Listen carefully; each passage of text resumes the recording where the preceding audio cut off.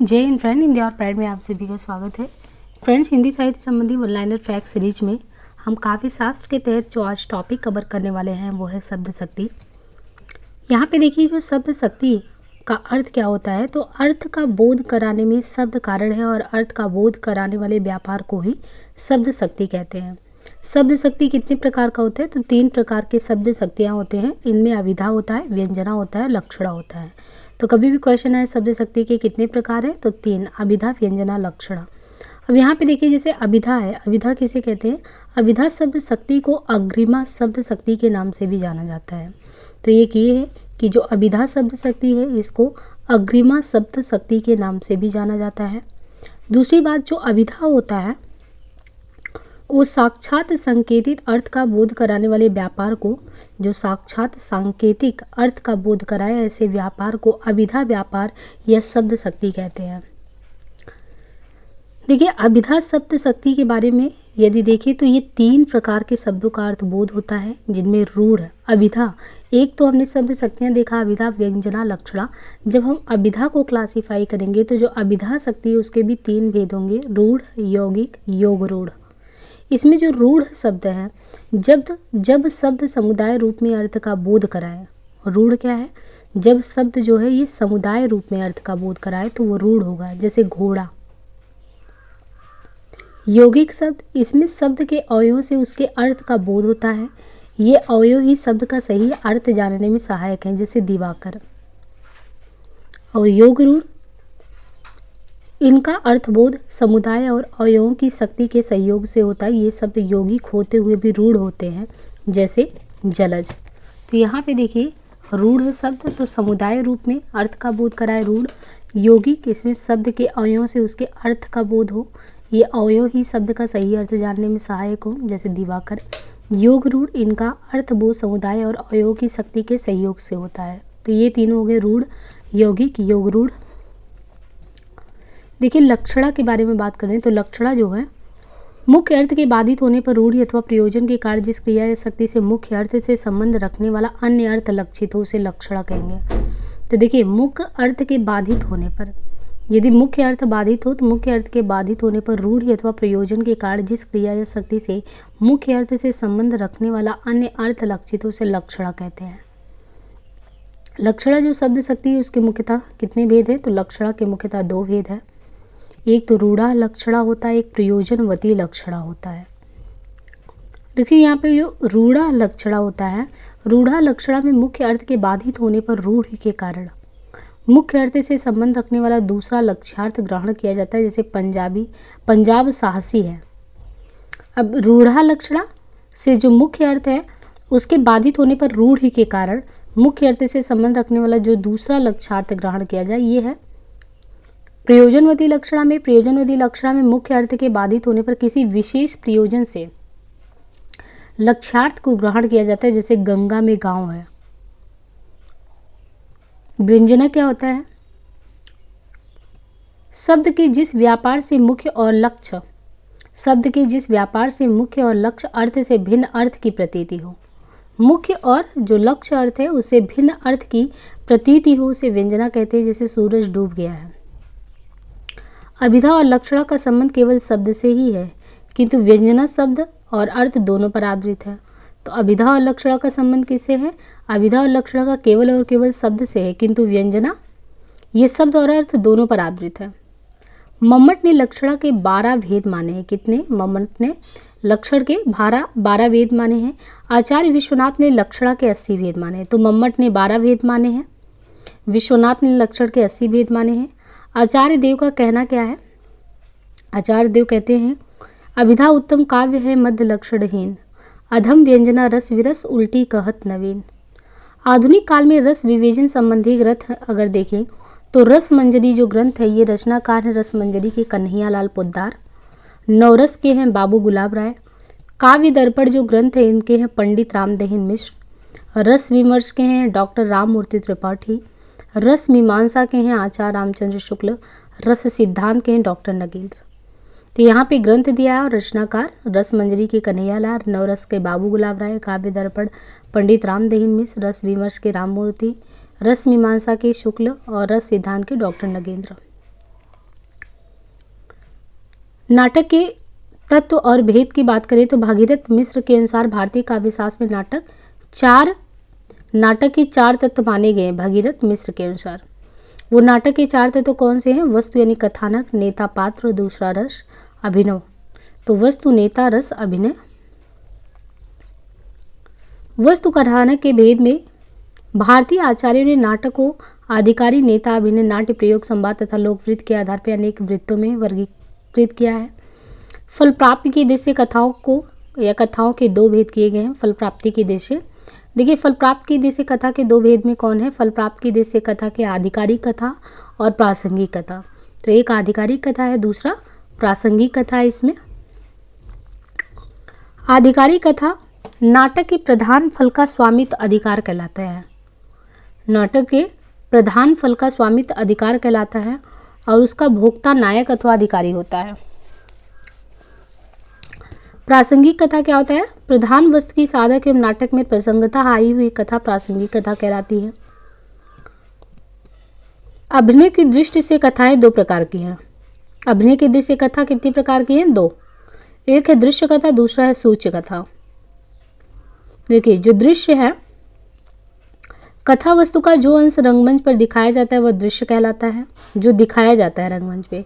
और सूच्य क्या है? नाटक के अनावश्यक विस्तार के भय से अथवा साधनों की दुर्बलता से जिन दृश्यों को रंगमंच पर दिखाया नहीं जा सकता उनकी सूचना भर आपको दे दी जाती है। सूच्य कथा वही होता है। तो दृश्य में आपको जो दिखाया जाता है, सूच्य में बस सूचना मात्र देकर रह दिया जाता है, मतलब पूर्ण रूप से दिखाया नहीं जाता है। सूच्य वस्तु की सूचना देने वाले को अर्थोपक्षेपक कहते हैं। तो जो सूच्य वस्तु की सूचना देने वाला होता है उसको क्या कहते हैं? अर्थोपक्षेपक। अर्थोपक्षेपक 5 प्रकार के होते हैं।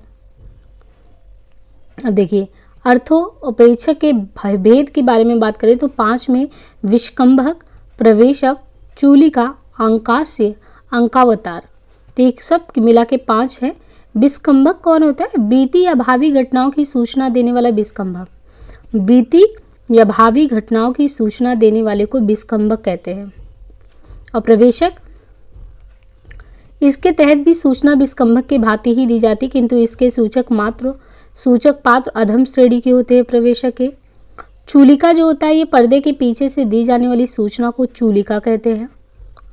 अंकास्य, यदि किसी ऐसी बात की सूचना दी जाए जिसमें अगले अंक के प्रारंभ होने का संकेत हो तो वह अंकास्य कहलाता है। अंकावतार, जहां प्रथम अंक की वस्तु का विच्छेद किए बिना दूसरे अंक की वस्तु प्रारंभ हो वहां पे अंकावतार होता है। संवाद के आधार पर कथा के 3 भेद होते हैं। संवाद के आधार पर कथा के 3 भेद होते हैं। एक श्रव्य श्राव्य, अश्राव्य, नियत श्राव्य। देखिए, जो सर्वश्राव्य है वह कथांश जो सबके अर्थात दर्शकों एवं अभिनेताओं के सुनने योग्य होता है उसे श्रव्य श्राव्य कहते हैं। अश्राव्य वह कथांश जिसे कोई पात्र आप इस ढंग से कहता है जिसे कोई दूसरा पात्र ना सुने उसे अश्राव्य कहते हैं। नियत श्राव्य वह कथानक जिसे रंगमंच को चुने हुए पात्र ही सुने, सब नहीं, उसे नियत श्राव्य कहते हैं। तो श्रव्य श्राव्य क्या है? जो सबके सुनने योग्य हो। अश्राव्य वह कथा जिसे कोई पात्र आप ढंग से कहता है जिसे कोई दूसरा पात्र नहीं सुने, अश्राव्य। और जिसे रंगमंच को चुने हुए पात्र ही सुने वो नियत श्राव्य है। लोक वृत्ति की दृष्टि से कथानक कितने प्रकार के होते हैं? तो लोक वृत्ति की दृष्टि से कथानक कुल 3 प्रकार के होते हैं। कथानक 3 प्रकार में जो कथानक के भेद उनमें प्रख्यात, उत्पाद्य और मिश्र। तो 3 भेद हो गए कुल मिला के, एक प्रख्यात, उत्पाद्य और मिश्र। प्रख्यात इतिहास, पुराण आदि से संबंधित या लोक प्रसिद्ध घटना से ली गई कथा प्रख्यात कहलाती है। उत्पाद्य क्या होता है? कवि कल्पना प्रसूत तथा उत्पाद्य कहलाता है। मिश्र जिस कथा में इतिहास तथा पुराण का आधार लिया जाए किंतु रूपककार उसे अपनी उर्वक कल्पना के बल पर यथाभीष्ट रूप देता उसे मिश्र कहते हैं। कथा विन्यास,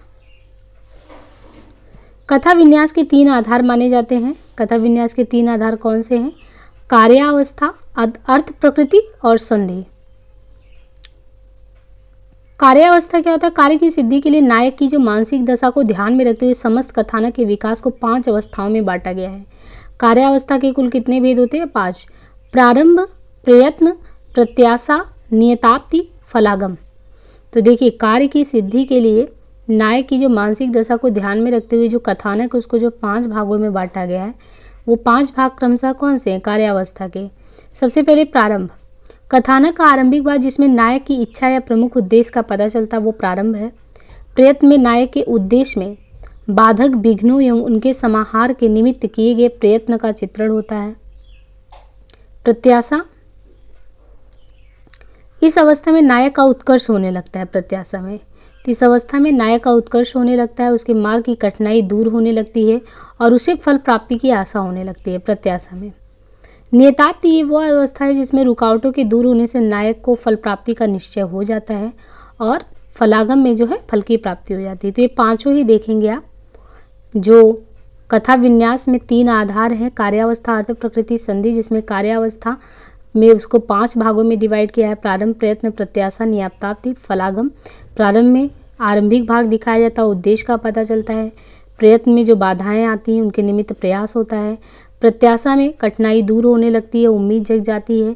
और नियताप्ति इसमें रुकावटों के दूर होने से नायक की फल प्राप्ति का निश्चय हो जाता है और फलागम में फल की प्राप्ति। अर्थ प्रकृति। नाटक में फल रूप प्रयोजन की सिद्धि के लिए मिलकर व्यापार करने वाली अनेक अवान्तर घटनाएं अर्थ प्रकृतियां कहलाती हैं। अर्थ प्रकृतियां कितने प्रकार की होती हैं? ये भी 5 ही प्रकार की होती हैं। तो नाटक में फल रूप प्रयोजन की सिद्धि के लिए मिलकर जो व्यापार करने वाले अवान्तर घटनाएं अर्थ प्रकृति 5। बीज। अर्थ प्रकृति यानी बीज, बिंदु, पताका, प्रक्रिय, कार्य। तो अर्थ प्रकृति बीज, बिंदु, पताका, प्रक्रिय, कार्य, जिसमें बीज जो होता है फल के प्रथम हेतु को, बीज के प्रथम हेतु को बीज कहते हैं, फल के प्रथम हेतु को बीज। बिंदु अवान्तर कथा के भिन्न होने पर जो घटना उसे प्रधान घटना के साथ जोड़ने वाली होती है उसे बिंदु कहते हैं। पताका मूल कथानक को फलोन्मुख करने में योग देने वाली बड़ी प्रासंगिक कथाएं जो अंत तक चलती रहती हैं, पताका। प्रक्रिया ऐसी छोटी छोटी कथाएं जो अवसर विशेष पर आकर और मुख्य कथा की सहायता करके समाप्त हो जाती हैं, प्रक्रिया कहलाती हैं। और कार्य होता है वह साध्य जिसकी सिद्धि के लिए नाटकों में सारी सामग्री एकत्र की जाती है, वो कार्य कहलाता है।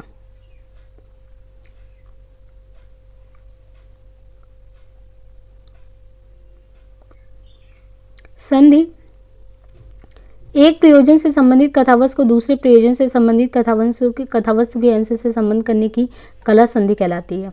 ये संधियां कुल 5 प्रकार की होती हैं। मुख, प्रतिमुख, गर्भ, विमर्श, निर्वहन। तो मुख, प्रतिमुख, गर्भ, विमर्श, निर्वहन। मुख इसमें देखें तो बीज तथा आरंभ को मिलाने वाली संधि मुख संधि कहलाती है। नाटक का वास्तव जहाँ विविध कथाओं, उपकथाओं, रसों और वस्तुओं की भावना होती है मुख में। प्रतिमुख बिंदु तथा फल को मिलाने वाली संधि प्रतिमुख कहलाती है। गर्भ संधि नाटक का वह अंश जहाँ कुछ प्रकाशित बीज का बार बार अन्वेषण होता है। विमर्श इसमें बीज के अधिक विस्तार होने से कथानक में फलोन्मुख आती है। निर्वहन जहाँ कार्य तथा फलागम मिलते हैं वहाँ निर्वहन संधि होती है। नाट्यवृत्तियाँ। नाटक में भाव और अर्थ की अभिव्यक्ति शैलियों को वृत्तियाँ कहते हैं। ये नाट्य वृत्तियाँ कुल 4 प्रकार की होती हैं। कौशिकी, सात्वती, आर्वटी, भारती। तो नाटक की वृत्तियाँ कुल अभिव्यक्ति शैलियों को जो अभिव्यक्त करती हैं वो 4 प्रकार की हैं। कौशिकी, सात्वती, आर्वटी, भारती। कौशिकी जो है यह मनोहर वृत्ति है। इसकी उत्पत्ति सामवेद से मानी जाती है। कौशिकी की मनोहर वृत्ति उत्पत्ति सामवेद से मानी जाती है। श्रृंगार और हास्य के अभिनय में इसका प्रयोग होता है। यह लालित और विलास को प्रकट करने वाली वृत्ति, इसके 4 भेद माने गए हैं। सात्वती जो है, सात्वती की उत्पत्ति यजुर्वेद से मानी जाती है। इस वृत्ति का संबंध वीर, रौद्र और अद्भुत रसों से होता है। इसमें वीरता, हर्ष, संगाट आदि सत्यों से संबंधित कार्यों का वर्णन है। आर्मटी इसकी उत्पत्ति अथर्व से होती है। इसका संबंध भयानक, विभत्स और रौद्र से होता है। इसमें दंभ, झूठ, माया, इंद्रजाल, विचित्रता आदि का प्रदर्शन होता है। भारती इसकी उत्पत्ति ऋग्वेद से मानी जाती है। इसमें वाणी कौशल प्रधान होता है और इसे पुरुष ही अधिक प्रयुक्त करते हैं। स्त्रियों के लिए वृत्ति वर्जित है। यह सभी रसों में काम करती है परंतु प्रमुखतया इसका संबंध करुण और अद्भुत रसों से होता है। इसके 4 भेद हैं। संकलन त्रय। संकलन त्रय 3 प्रकार के होते हैं। स्थान, काल, वस्तु या कार्य। स्थान संकलन नाटक में उन्हीं घटनाओं का प्रदर्शन होता है जो एक ही स्थान पर घटित हो। काल संकलन रंगमंच पर उन्हीं घटनाओं को दिखाया जाए जो उतनी देर तक घटित हो सकती हैं जितनी देर तक नाटक अभिनय वास्तव में चलता हो। कार्य अथवा वस्तु संकलन के तहत प्रासंगिक और प्रधान कथाओं के समुचित संगठन तथा स्वाभाविक अभिनय का ध्यान रखा जाता है। प्रासंगिक कथा वस्तु का ना तो इतना विस्तार होना चाहिए कि आधारिक कथा वस्तु छीड़ होने लगे और ना ही आधिकारिक कथा वस्तु से वह नितांत अलग जान पड़नी चाहिए। रूपक के कुल 10 भेद होते हैं। सात्विक अनुभाव में देखें नाटक, प्रकरण, भाण, डिम, प्रहसन, व्यायोग, समवकार, वीथी, अंक, एहामृग। तो नाटक, प्रयोजन, भाण, डिम, प्रहसन, व्यायोग, समवकार, वीथी, अंक, एहामृग। काव्य प्रयोजन का अर्थ होता है काव्य के उद्देश्य। काव्य के आधार पर जो हमें प्राप्त होता है उसे ही साहित्य प्रयोजन कहा जाता है। हर वस्तु का अपना विशिष्ट प्रयोजन होता है। साहित्य का प्रयोजन उसके स्वरूप, उसकी प्रकृति पर निर्भर करता है। विद्वानों द्वारा बताए गए काव्य प्रयोजन निम्नवत है। विद्वान मम्मट के अनुसार काव्यम यशसे अर्थकृते व्यवहार विदे शिवरक्षते सदेहा परिनिर्वर्ते कांता समित्यो पदेश युजे। तो मम्मट विद्वान इनके द्वारा जो कथन है, काव्यम यशसे अर्थकृते व्यवहार विदे शिवरक्षते सदा परिनिर्वर्ते कांत समित्यो पदेश युजे। वामन के द्वारा कहा गया है, काव्यम सह दृष्टा दृष्टार्थ प्रीति कीर्ति हेतु त्वात्। ये वामन का कहना है। भामा के द्वारा है कि धर्मार्थ काम मोक्षेषु वैच श्रव्यम कलासुचा करोति कीर्ति प्रीति चा साधु काव्यम निषेवणम। आनंदवर्धन के द्वारा शब्दार्थ शरीराम तावत काव्याम।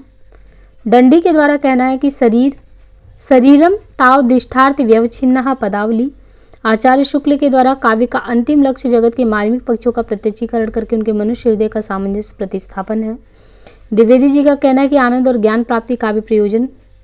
शुक्ल जी लोक मंगल की भावना और आनंद तथा रस को काव्य प्रयोजन मानते हैं। अयोध्या सिंह उपाध्याय रियोद के द्वारा सरसता, मुग्धता, ज्ञान, नित्य उपदेश और आनंद को काव्य का प्रयोजन माना जाता है। मैथिली शरण गुप्त के अनुसार मनोरंजन और उपदेश ज्ञान को काव्य प्रयोजन माना गया है। प्रसाद जी के द्वारा मनोरंजन और शिक्षा को काव्य का प्रयोजन माना गया है। हजारी प्रसाद द्विवेदी मानव कल्याण पर बल दिया है। मुक्तिबोध सांस्कृतिक परिष्कार को काव्य का प्रयोजन मानते हैं। नंदुलारे वाजपेयी आत्मानुभूति को काव्य प्रयोजन माना है। डॉक्टर नगेंद्र आत्माभिव्यक्ति को काव्य का प्रयोजन। महादेवी वर्मा मानव हृदय में समाज के प्रति विश्वास उत्पन्न करना ही काव्य प्रयोजन है।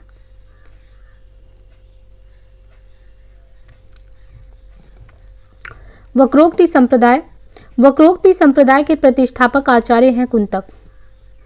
आचार्य कुंतक ने वक्रोक्ति जीवितम नामक ग्रंथ की रचना की। कुंतक ने वक्रोक्ति को काव्य की आत्मा माना है।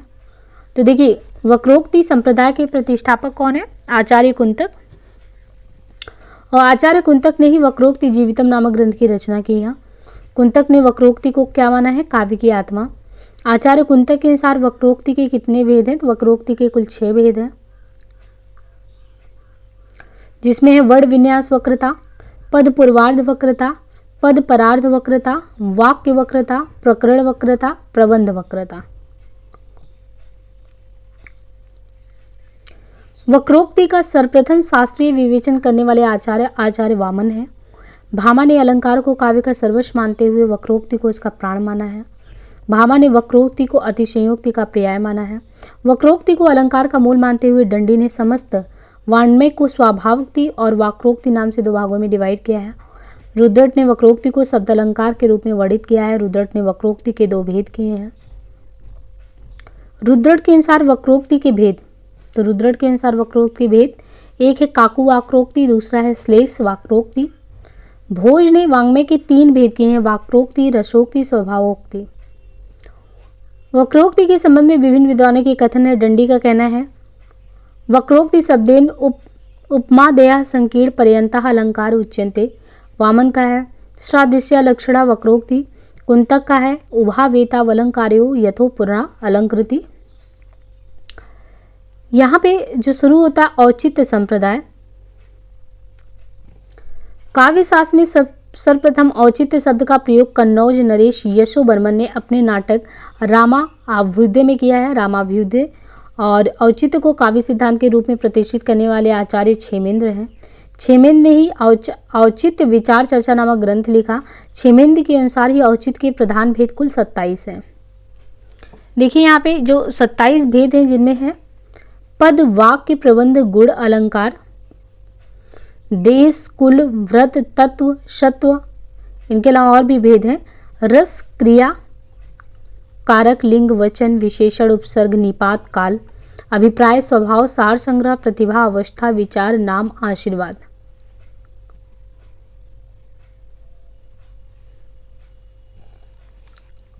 रस के साथ औचित्य का संबंध स्थापित करने वाले प्रथम आचार्य आनंदवर्धन है। क्षेमेंद्र ने रस का प्राण औचित्य को माना है। औचित्य के संबंध में क्षेमेंद्र का ये कहना है कि उचितम प्राहुराचार्य सादृशम किलम यस्य यत् उचितसी च यो भावस्त तौचित्यम प्रचित्य। जो वस्तु जिसके साथ सदृश रखती हो वही उचित है और उचित का जिसमें भाव वही औचित्य है। औचित्यस्य चमत्कार करीड साचारु चावरडे रस जीवित भूतस्य विचारा क्रियत धुना। औचित्य रस का प्राण है और चमत्कारिक है। आचार्य नंदुलाल वाजपेयी ने औचित्य सिद्धांत को स्वतंत्र काव्य सिद्धांत नामांकर इसे विभिन्न सिद्धांतों का समन्वय कहा है। ध्वनि सिद्धांत, तो ध्वनि सिद्धांत के बारे में ध्वनि संप्रदाय के प्रवर्तक आनंदवर्धन है। आनंदवर्धन ने ध्वन्यालोक नामक ग्रंथ की रचना की। ध्वनि शब्द का प्राचीनतम प्रयोग अथर्ववेद में मिलता है। ध्वनि सिद्धांत का प्रादुर्भाव स्फोट सिद्धांत से हुआ। स्फोटवादियों ने शब्दों के अभ्यंतर रूप को स्फोट का, जिसमें अर्थ प्रस्फुटित तो वही स्फोट है। स्फोटवादियों के अनुसार ध्वनि स्फोट का बाह्य रूप है। ध्वन्यालोक 4 उद्योतों में विभक्त और इसकी रचना कारिका एवं वृत्ति के रूप में हुई है। आनंदवर्धन ने ध्वनि के 3 भेद माने हैं। ध्वनि के भेद अगर देखें तो यहाँ पे 3: वस्तु ध्वनि, अलंकार ध्वनि, रस ध्वनि। ध्वनिवादी आचार्य मम्मट को ध्वनि प्रस्थान परमाचार्य के रूप में प्रतिष्ठित किया गया है। प्रमुख ध्वनिवादी आचार्य मम्मट, अभिनवगुप्त, पंडितराज जगन्नाथ हैं। प्रमुख ध्वनि विरोधी आचार्य मुकुल भट्ट, प्रतिहारेंदुराज भट्टनायक, धनंजय धनिक, कुंतक, महिम भट्ट हैं। इनसे जो क्वेश्चन आते हैं क्रमशः वो हम नेक्स्ट पार्ट में देखेंगे। आज के लिए इसको यहीं पे एंड करते हैं। धन्यवाद।